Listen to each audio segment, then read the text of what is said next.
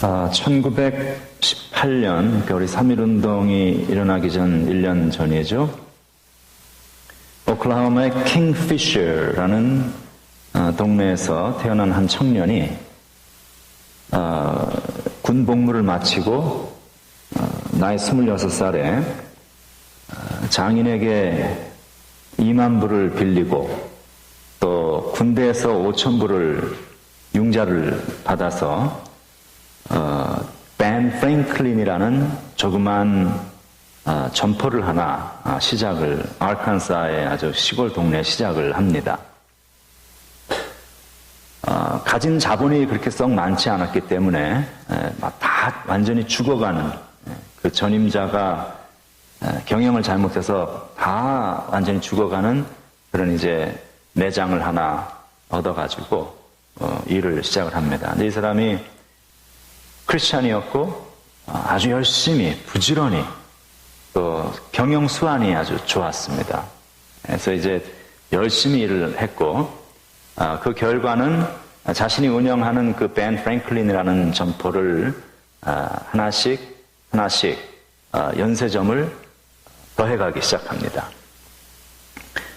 한 17년 정도가 지난 후에 로저스, 아르칸소라는 동네에 우리가 이름을 들으면 알 수 있는 그런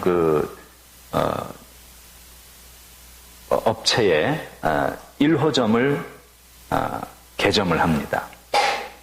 그리고 한 20년간 계속 사업이 번창을 합니다.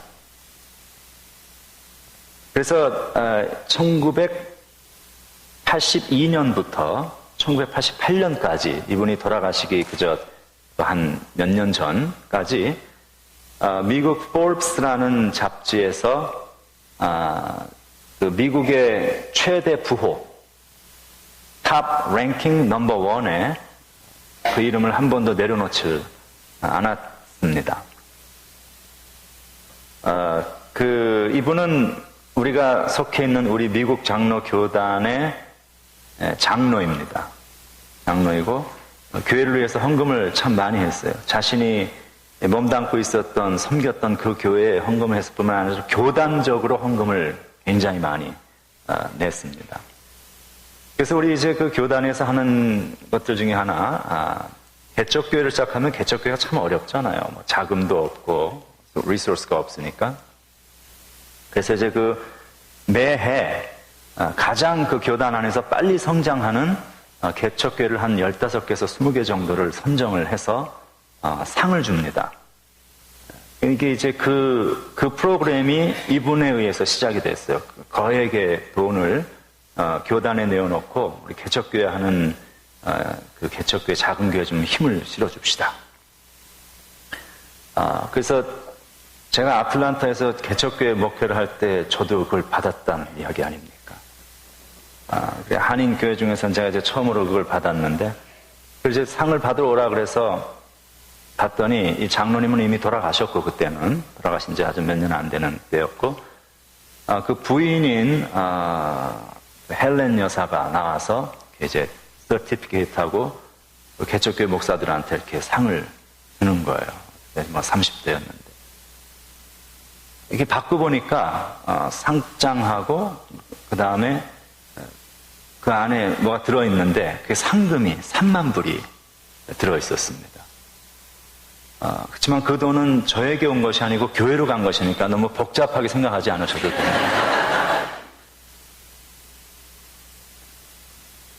이 사람의 이름은 월마트와 샘스 클럽을 창업한 샘 월턴입니다.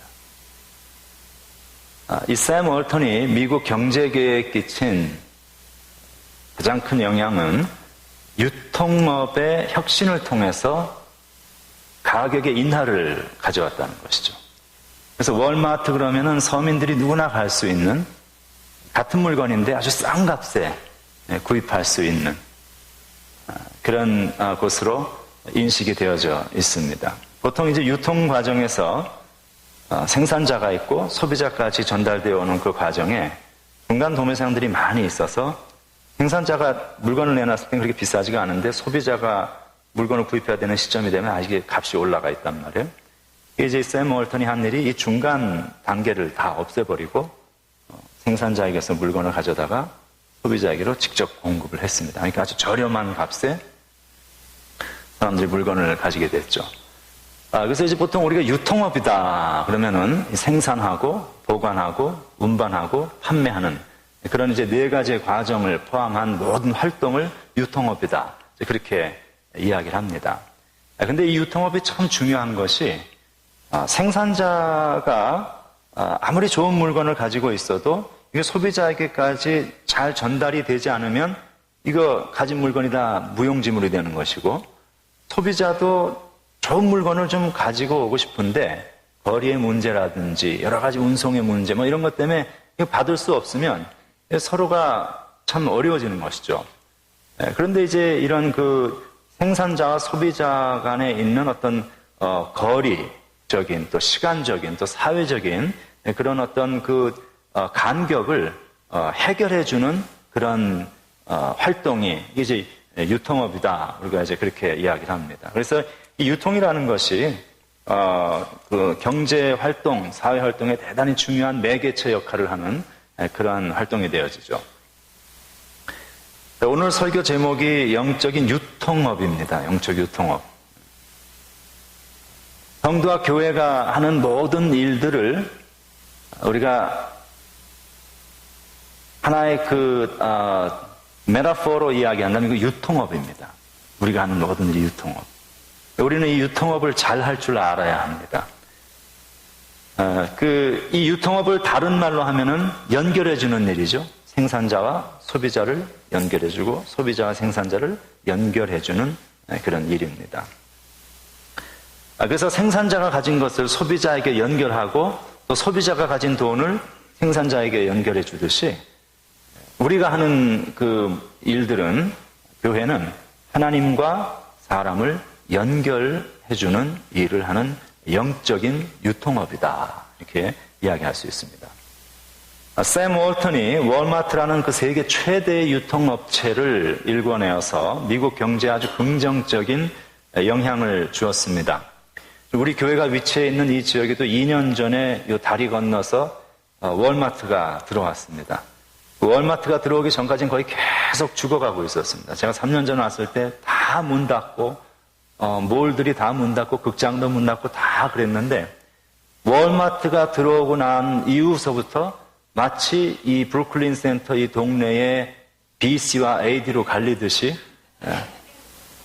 이거 좋아졌어요. 뭐 점심 때 점심 먹으러 나가려고 하면은 버거킹밖에 없었던 참 황량한 그런 장소였는데, 지금은 뭐 이것저것 식당이 많이 들어왔고 계속 지금 건물들이, 거기에 새 건물들이 들어오고 있는 그 월마트 효과를 좀 창출해내고 있는 것이죠.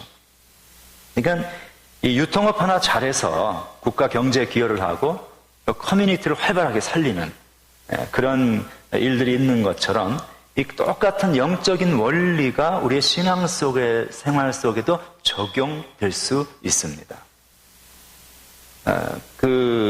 샘 월턴이 적은 자본을 가지고 유통업을 시작했던 것처럼 우리가 가진 자본이 다 적습니다. 우리가 뭐 대단한 은사를 가진 사람들이 아니에요. 우리가 할 수 있는 일들이 지극히 제한되어 있습니다. 근데 우리가 가지고 있는 적은 영적 자본을 우리가 하나님한테 빌렸잖아요. 그렇죠? 그거 가지고 우리 유통업 하는 거예요. 그래서 그 유통업을 훌륭하게 수행하는 그 크리스찬이 되기 위해서 우리는 이 오늘 성경에 나오는 이 유통업을 상당히 잘했던 유통업의 한 이 선지자로부터, 대가로부터 우리가 이 유통업을 한 수 배워볼 필요가 있다는 것입니다. 그래서 오늘 우리가 이 본문을 한번 함께 보았습니다. 성경에 이 유통업을 잘했던 사람이 하나 나오는데 성이 안씨입니다. 안드레라는 사람입니다. 안드레. 이 안드레는 베드로와 형제입니다. 성이 다르네. 하나는 배씨고 하나는 안씨고 뭐 하는데 어쨌든 하여간 그렇습니다. 근데 이 안드레는 베드로와는 성격이 정반대입니다. 베드로는 아주 이 사람은 다혈질적인 사람이에요.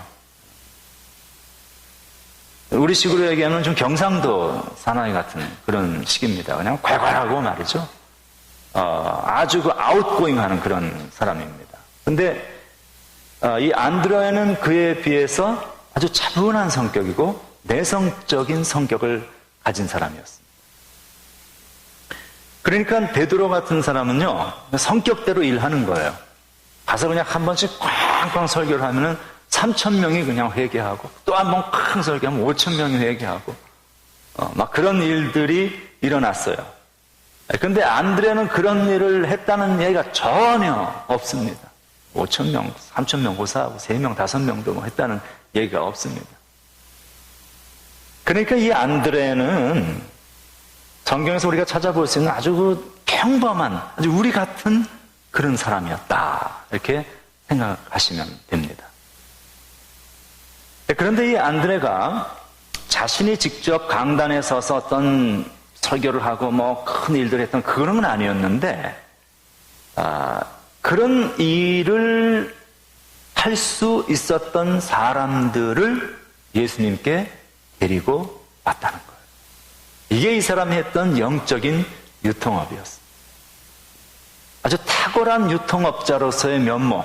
그래서 둘이 떼어놨으면, 예수님과 베드로를, 또는 뭐 떼어놨으면 관계가 없이 이렇게 지나갈 수 있는 그러한 존재를 하나님 앞에 데리고 나왔다는 것이죠. 우리가 그런 몇 가지 케이스를 보게 되는데, 요한복음 1장 40절에서 42절을 보면 이렇게 되어 있어요. 요한의 말을 듣고, 이게 세례 요한입니다. 예수를 따르는 두 사람 중에 하나는 시몬 베드로의 형제 안드레라. 그가 먼저 자기의 형제 시몬을 찾아 말하되, 시몬을 자기 형제를 찾아갔죠. 우리가 메시아를 만났다 하고 전하는 거예요. 데리고 예수께로 오니 예수께서 보시고 이르시되 내가 요한의 아들 시몬이니 장차 게바라 하리라 하셨다. 이렇게 되어 있습니다. 자, 이 장면은 12제자를 대표하는 수장, 아주 리더죠. 최고의 리더인 베드로 라는 그 위대한 사도가 발굴되어지는 순간입니다. 이 안드레는 베드로가 했던 큰 일을 하지는 못했습니다. 그렇지만 그 베드로를 예수님께로 인도해오는 영적인 유통업을 훌륭하게 감당함으로써 훗날 베드로라는 사도가 탄생하는 일에 결정적인 역할을 감당하게 됩니다. 그 다음에 또 보면 요한복음 12장 20에서 22절을 보면 이런 이야기가 나옵니다. 명절에 예배하러 올라온 사람 중에 헬라인 몇이 있는데 이 사람들은 이방인 헬라 사람들로서 유대교회에 들어온 사람들입니다. 그들이 갈릴리 벳세다 사람 빌립에게 가서 청하여 이르되 선생이여 우리가 예수를 뵙고자 합니다. 예수님 좀 뵙게 해주세요. 이제 청원을 하는 거예요. 빌립이 안드레에게 가서 말하고 안드레와 빌립이 예수께 가서 여쭈었다. 이렇게 되어 있습니다. 자, 예수님은 유대인만을 위해서 오신 것이 아니고 유대인이 아닌 모든 이방인, 온 세상을 위해서 오셨죠. 그렇지만 그 당시 사회적 분위기는 이방인들을 사람 취급하지 않는 그러한 상황이었습니다. 비록 그들이 유대교의 귀에서 들어와 있다 할지라도 여전히 그들은 이방인으로서 전혀 하층민 대우를 받았고 사람 대접을 못 받았습니다. 그러니 그런 사람들이 와서 예수님을 뵙자고 하는데 빌립이 얼마나 입장이 난감해졌겠어요. 이거 잘못했다간 사람들을 눈밖에 나는 일이고 하필이면 이 사람들이 왜 나를 찾아와서 이렇게 골치 아프게 하는가? 아마 그런 생각을 했던 것 같아요. 근데 빌립은 머리가 잘 도는 사람입니다. 누굴 찾아갔는가 하면은 어리숙한 안드레를 찾아갑니다. 둘이 좀 친하고 안드레를 찾아가서 어떻게 할까 하고 상의를 하니까 그 다음에 이 성경을 보면은요 22절에 보면 빌립이 안드레에게 가서 말을 했는데 실제로 그들의 문제를 이방인을 예수님께 소개하기 위해서 갔던 주도적인 역할을 했던 사람은 안드레라는 것을 본문이 보여주고 있어요. 안드레 이름이 먼저 나옵니다. 안드레와 빌립이 예수께 가서 여쭈었다. 계속해서 이 안드레는 기회만 되면 영적인 유통업을 하고 있습니다. 사람들을 예수님께 데리고 가고 소개하고 전달하는 거예요. 오늘 본문 역시 마찬가지입니다. 이 안드레가 작은 어린아이 하나를 예수님 앞으로 데리고 오는 사건이 나타납니다. 그 당시에 이제 많은 무리들이 예수께 나와서 말씀을 듣고 있고, 이제 밥 먹을 시간이 되고 하루를 굶었습니다. 예수께서 제자들에게 물으시죠? 우리가 어디서 떡을 사서 이 사람들을 먹일 수 있을까? 그렇게 하시니까 빌립이 지체 없이 답을 합니다. 각 사람으로 조금씩밖에 할지라도 200데나리온의 떡이 부족합니다. 그렇게 이야기를 합니다. 이 사람이 얼마나 머리 회전이 빠른 사람인지, 이 빌립은 아주 참모로서의 역할을 기가 막히게 할 수 있는 그런 역량을 가진 사람이에요.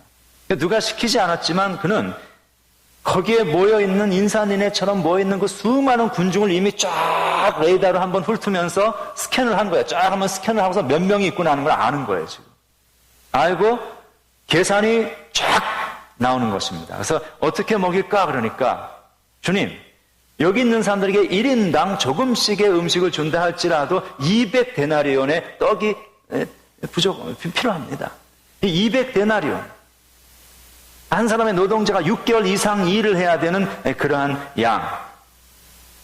그러니까 이 예수님의 질문이 나오자마자 지체 없이 정확하게 산정된 데이터를 쫙 제공을 하죠. 마치 이 사람은 큰 기업의 CEO를 보필하는 그런 참모와 같은 아주 명석한 두뇌를 가지고 있는 사람이었습니다. 그래서 필요할 때는 언제든지 뭐냐 하고 물으면 찌르기만 하면 곧바로 데이터가, 필요한 데이터가 착착착 산정해서 적시에 제공할 수 있는 그런 능력을 가진 사람이었습니다.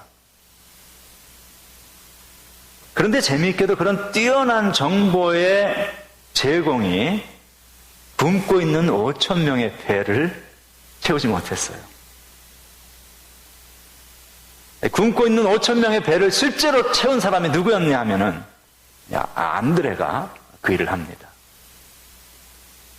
그래서 오늘 우리가 읽은 그 본문이 바로 지금 이야기한 그 내용 바로 뒤에 나오는 거예요. 빌립이 주여 200데나리온의 떡을 가지고도 부족합니다 라고 이야기했을 때 곧 이어서 그 다음 이제 오늘 본문이 나오는 것이죠. 안드레가 예수께 여짜오되 여기 한 아이가 있어 보리떡 5개와 물고기 2마리를 가지고 있나이다. 여러분 이거 한번 좀 상황을 한번 상상해 보세요.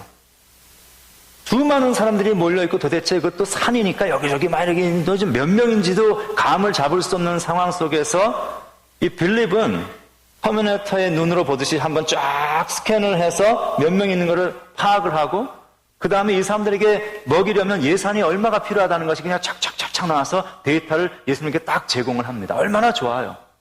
이렇게 고도의 과학적인 접근을 할 수 있는 그 사람과 비했을 때에 이 안드레가 했던 이야기 한번 좀 들어보세요. 여기 한 아이가 있는데요. 얘가 보리떡 5개하고 물고기 2마리를 가지고 있습니다.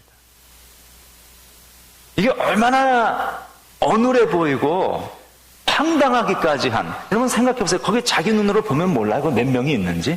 몇 명이 있는지 모르지만 하여간 많잖아요. 나중에 성경을 보면은 적어도 5,000명.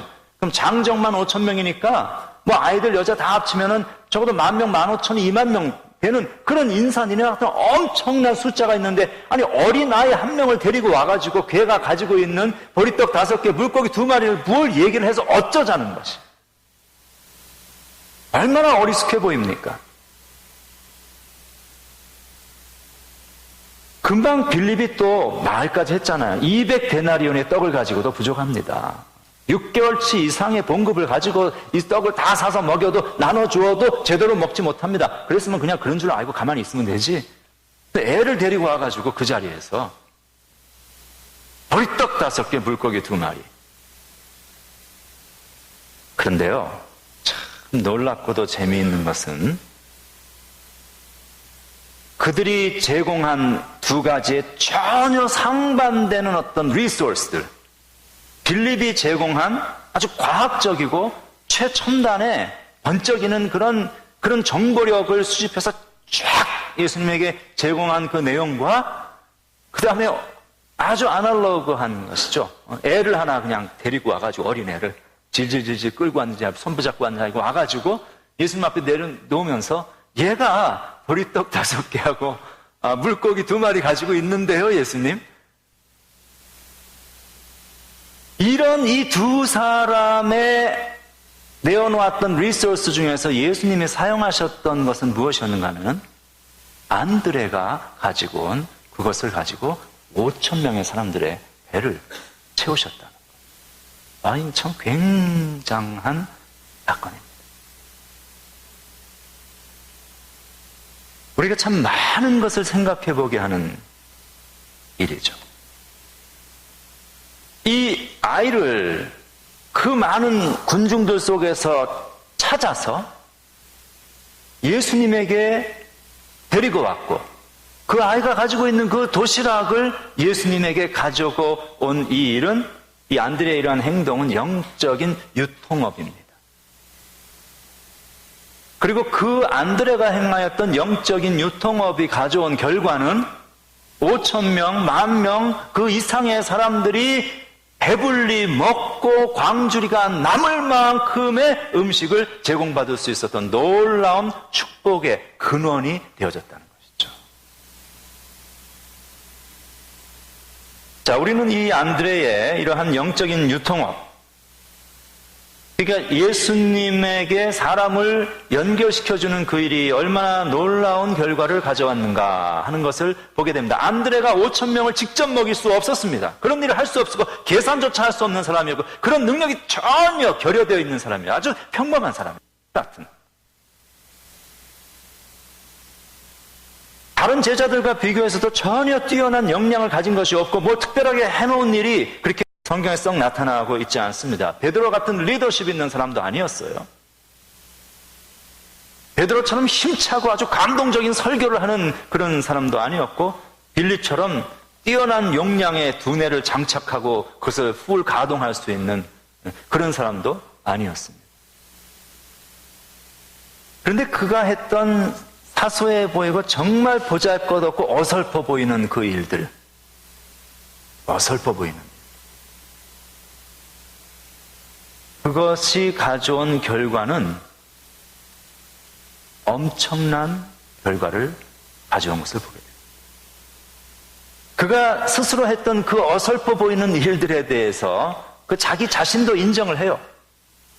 얼마나 그게 어설퍼 보이는 일이었는지 정 아까 그 슬라이드에서 보았지만 그렇게 말하잖아요. 여기 한 아이가 있어서 보리떡 5개와 물고기 2마리를 가지고 있습니다. 근데 그 번쩍이는 빌립의 그 정보력 앞에서 어린이 하나를 질질 끌고 와가지고 예수님 앞에 얘기하는 그 수만 명 사람을 놓고서는 얘가 지금 뭐 하나 가지고 있는데라고 얘기하는 그게 얼마나 자기 자신도 어설퍼 보였는지 그렇게 얘기하잖아요. 끝에 가서는.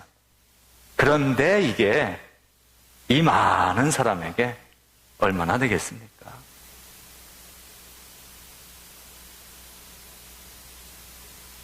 그것이 이 많은 사람에게 얼마나 되겠습니까? 라는 이 어쩌면 자조적이기도 해 보이는 에휴, 내가 하는 일이 이게 뭐 얼마나 되겠습니까? 라는 이 말은 사실은 안드레의 입을 빌려서 하고 있는 우리들의 고백이기도 합니다. 에이, 내가 이거 뭐 교회에서 하는 이까지 일이 이게 뭐 얼마나 돼? 이거 뭐 별일도 아니고 해봤자 뭐 큰일이 교회 큰 유익이 있는 것도 아닌데 괜히 나서서 이러고저러고 할 것도 없이 조용히 있는 게 낫지. 아니면 하면서도 이까짓 게 뭐 얼마나 돼? 그러니까 그냥 대충 해버립니다. 솔직히 그런 관점에서 따지고 보면 우리가 교회에서 하는 많은 일들이 뭐 그렇게 대단한 것 아닙니다. 1973년 5월 달에 한국 여의도 광장에서 집회가 있었습니다. 그 집회가 한국의 역사를 바꿔놓은, 기독교 역사를 바꿔놓은 아주 동기부여를 한 그런 집회였는데, 한경직 목사님, 김준건 목사님 이런 분들이 이제 다 주도가 되시고, 김장한 목사님이 통역을 하고, 그때 그 주강사는 빌리 그레함 목사였습니다. 그때 그 여의도 광장에 운집했던 군중의 수는 연 인원이 325만 명이었어요. 그 당시 한국. 그리고 그 집회에서 결신한 사람들, 내가 예수 믿겠습니다. 결신한 사람들의 숫자가 3만 7천 명. 그런 일을 우리가 할 수 없어요. 그러니까 아무나 그런 일을 할 수 있는 것이 아닙니다. 어제 그 가정교회 목자 모임이 있었습니다. 근데 그 가정교회 목자 모임에 가면은 그 가정교회 목자들이 얼마나 훌륭한 일을 하셔요. 그렇지만 그분들이 데리고 섬기는 사람들이 그저 10명, 10명 이렇게 되는 것이죠. 생각해보면 325만 명, 10명. 얼마나 되겠냐고요. 오늘부터 시작해서 2주 동안 다음 주까지 훈련받고 이제 투입이 될 양육자반이 오늘 시작하는데 그 사람들은 더 안심해요. 1명 데리고 갑니다.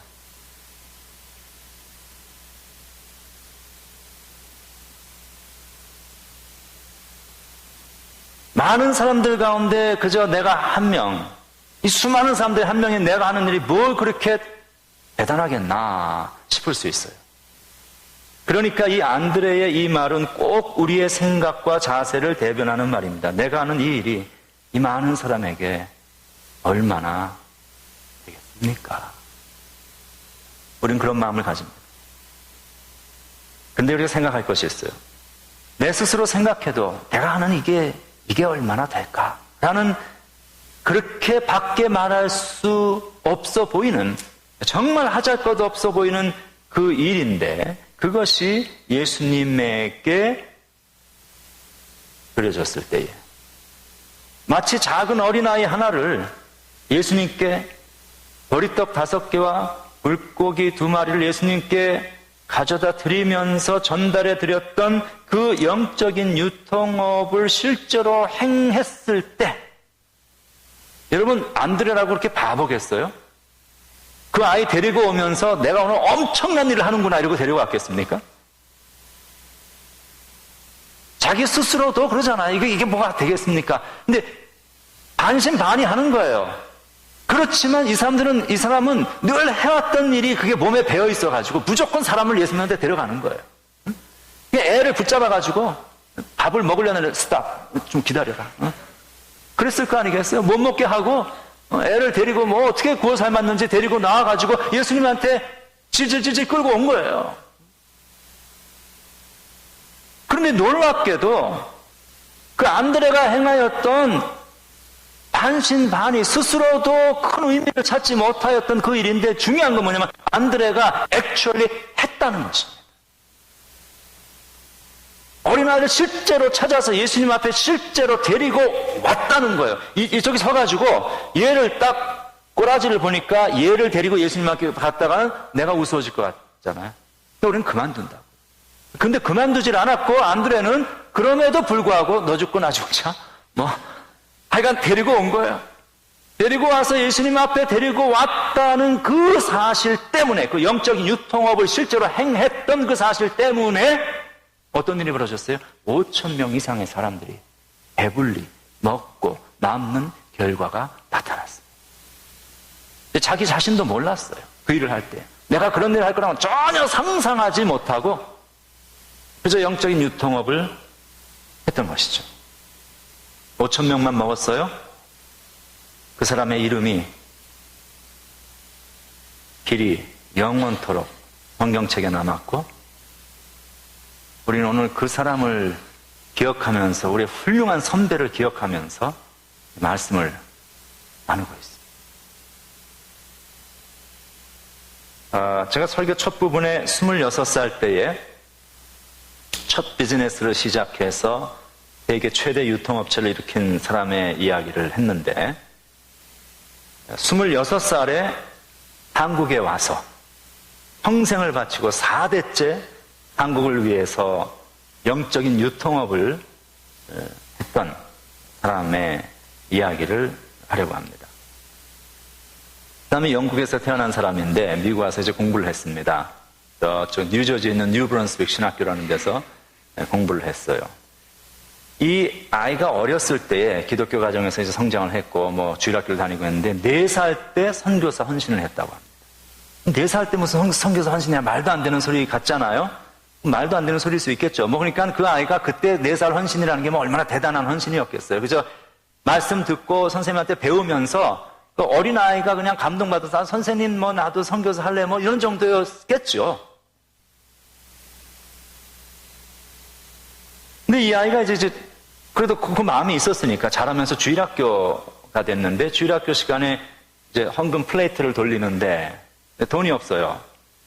이 아이가 플레이트가 자기에게 왔을 때 그 플레이트 위에 자기가 잠시 앉았다가 플레이트를 다시 이렇게 돌렸습니다. 그것은 내가 하나님 앞에 선교사로 간다고 약속을 했으니까 나를 하나님 앞에 드리겠습니다 하는 그런 상징적인 행동이었죠. 그리고서는 미국을 와서 신학교 공부를 하고 25살에 한국을 들어오려고 노력을 합니다.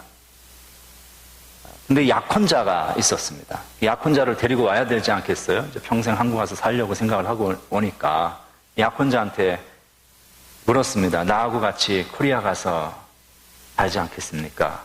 약혼자가 그 나라 사람들은 뭘 먹고 사는데요? 모르겠는데요. 그러면 거기에는 병원은 있나요? 그것도 모르겠는데요. 그럼 도대체 당신이 아는 거는 뭐예요?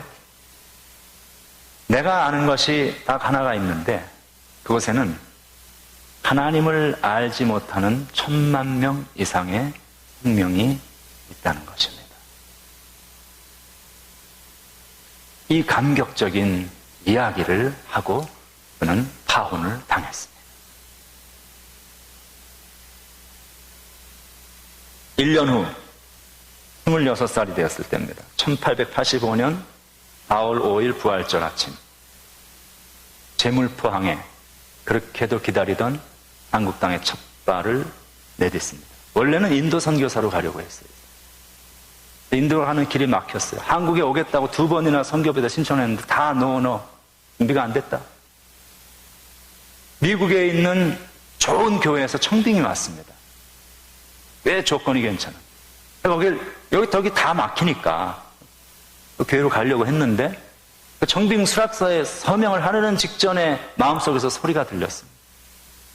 하나님 앞에 서원한 그리고 하나님을 알지 못하고 죽어가고 있는 그 영혼들은 누가 돌볼 것인가? 그래서 청빙 수락서를 사양을 하고 다시 선교국에 한국의 문을 두드려서 허락을 받아서 26살 청년 총각의 몸으로 제물포 땅을 밟습니다. 그렇게 하면서 자기 집에서 예배를 드리기 시작하고 그 장소가 한국 기독교 역사 속에 장로교 제 첫 번째 교회인 세문안 교회가 되어집니다. 한국 최초의 찬송가를 간행해내고 후배 선교사들을 위해서 한국어 문법 그리고 한영사전을 편찬해냅니다. 한국 최초의 고아원을 설립하고 YMCA, 대한기독교서회, 성서공회를 설립합니다. 그리고 연세대학교의 전신인 연희전문을 세웠습니다. 이 사람은 한국 최초의 장로교 선교사인 언더우드 목사입니다.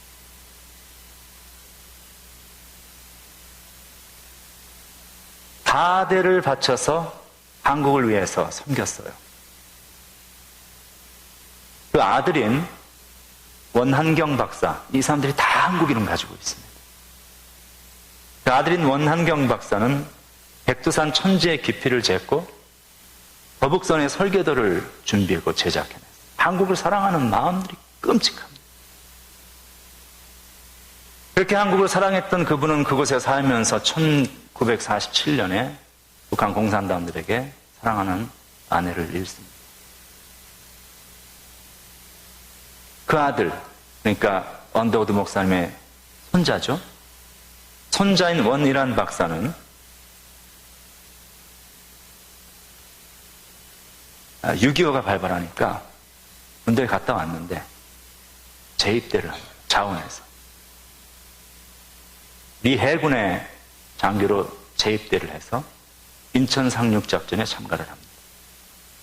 그리고 정전협정이 이루어지던 그 자리에서 수석 통역장교로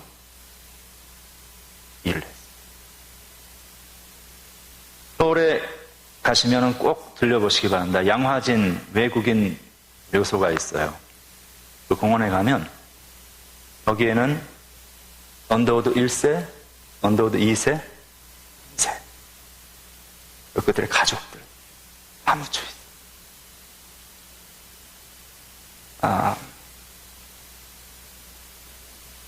이 언더우드 목사님이 병을 치료하기 위해서 말년에 뉴저지를 들어왔습니다. 한국에서 병 치료할 수가 없으니까. 돌아가셨어요. 이분이 나는 한국에 묻히고 싶다. 한국으로 이별을 모셔왔잖아. 양화진에 가면은 다 묻혀 있어. 4세, 언더우드 4세인 그 원한광 박사. 그분이 이제 한국에서 언더우드 가족이 해야 할 일은 다 했다. 왜냐하면 이제 복음이 쫙 퍼졌잖아요. 그리고 이제 철수를 하고 들어왔습니다. 들어올 때 자신의 집, 모든 선교 역사 자료 다 주고 왔어요. 하나도 안 가지고 빈손으로. 모든 개인 재산 일체 다 한국에 그렇게 남기고 왔죠. 그거 보면 우리가 참 이런 분들에게 큰 영적인 빚을 진 사람들입니다. 그렇죠? 이들이 했던 영적인 유통업, 안드레에게서 인도함을 받아온 어린 소년이 가지고 있던 작은 것, 자본이 없잖아요. 우리가 다 자본이 없잖아요. 영적 자본이 없잖아요. 조그만 건 있잖아요. 근데. 작은 은사 있잖아요. 작은 건강 있잖아요. 우리 물질, 지혜. 근데 우리가 자본이 있긴 있는데 그게 그렇게 많은 건 아니에요, 우리가. 응? 근데 그 어린아이, 작은 아이가 가지고 있던 그것이 5,000명, 10,000명, 15,000명을 먹이는 놀라운 역사를 가져왔듯이 이 한 사람 언더우드가 했던 영적 유통업, 하나님을 칠흑과 같은 된장 냄새나고 짠지 냄새나고 평생 먹어보지도 못했던, 씻지도 않고 살고 위생이 뭔지도 모르고 이도 안 닦는 그런 사람들에게 와서 전달해 줬잖아요. 영적 유통업 한 거예요. 그들을 하나님께로.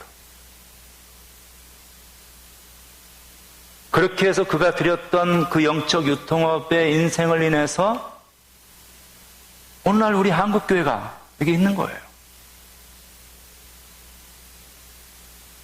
그가 했던 작은 어린아이를 예수님께로 데리고 왔던 그 오래전에 그 일이 5,000명을 먹였는데 그 5,000명에 누가 속했냐면 여러분이 그 5,000명 중에 하나이고 저도 그 5,000명 중에 하나인 거예요. 배불리 먹은 거예요, 우리가.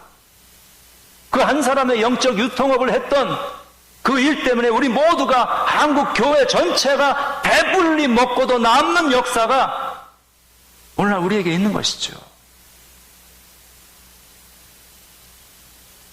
이 영적인 유통업을 언더우드 혼자 한 것이 아니고 또 생각을 해보는 거예요. 그 언더우드라는 어린아이가, 호레스라는 그 어린아이가 4살 때에 유치부 반에서 선생님이 응?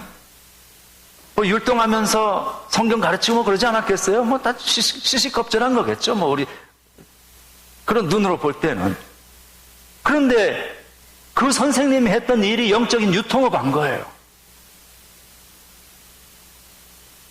그 선생님이 뭐 대단한, 이 아이가 자라서 한국을 변화시키는 아이로 자랄 것을 상상도 못했죠. 그냥 뭐 자기는 공과 준비하고 기도하면서 늘 하던 그것대로 아마 그냥 아이 가르쳤을 거예요. 근데 그 아이가 그 영적 유통업, 그 선생님이 해주고 있던 영적 유통업 속에 들어가서 예수님 만난 거예요.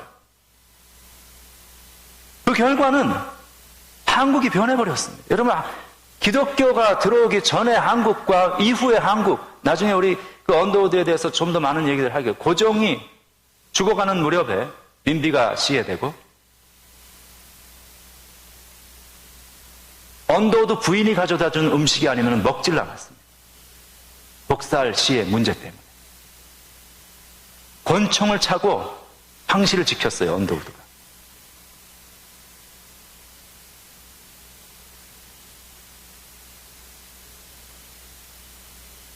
병원을 짓고, 학교를 짓고, 과원 짓고, 책을 만들어내고, 어둠 속에 살아가던 무지몽매한 백성들에게 영적인 유통업 하나님 전하고, 그래서 오늘 이 한국이 떵떵거리면서 이만큼 살고 세상에서 우리 모든 그 5천 명의 그 떡을 얻어먹은 수혜자들인 거예요. 다 빚진 자들입니다.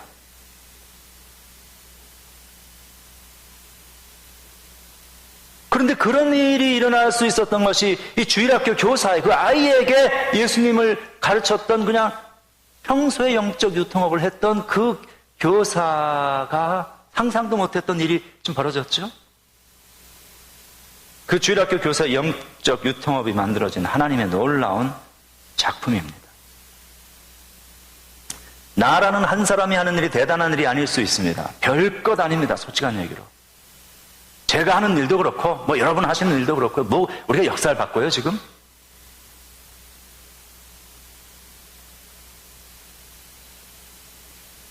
찬양대 섬기는 찬양대 여러 명 중에도 한 명이잖아요.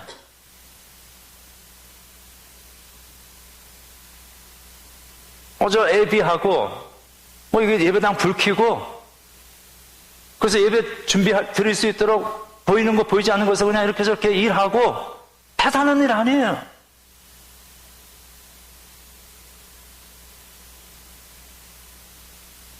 일대일 양육, 한 명 놓고 하는 거야, 한 명. 그런데 그 한 명이 어떤 인물이 될지 우리는 모르는 거예요.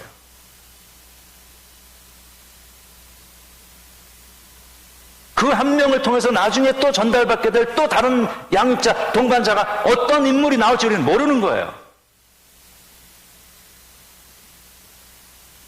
이게 얼마나 되겠습니까? 내가 하는 일이, 라는 이 안드레의 이 고백. 그 고백을 하면서도 안 하는 것이 아니라 그 일을 계속 했기 때문에, 그 영적인 유통업을 했기 때문에 하나님의 역사가 나타났던 것처럼 우리도 내가 하는 일이 얼마나 되겠습니까? 라는 생각이 있음에도 불구하고 그 영적 유통업에 동참하셔야 돼요.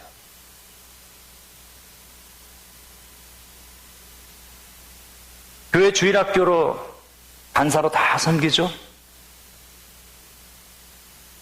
아래층에서 뭐 음식하고 뭐 청소하고, 목자가 되어서 섬기고, 주일 성경 공부하는 인도자가 되어서 섬기고, 이런저런 일들, 영적 유통업을 감당을 우리가 다 합니다. 대단한 일을 하지 않습니다. 그런데 내가 그렇게 컨트리뷰트하는 그 영적 유통업, 그 작은 부분이 훗날 하나님의 어떤 놀라운 역사를 가져올지 우리는 모르는 거예요. 그리고 분명한 것은 하나님은 어떤 형태가 되었든지 내가 참여한 그 영적인 유통업을 통해서 놀라운 하나님의 역사, 생명 구원의 역사, 이 세상의 굶주린 5천 명으로 표현되어지는 수많은 이들에게 영적인 떡을, 그리스도를 나누어 줄 수 있는 그런 열매가 오늘 우리가 하는 지극히 보잘것없는 영적인 유통업을 통해서 하나님은 행하신다는 사실을 기억하시기를 바랍니다.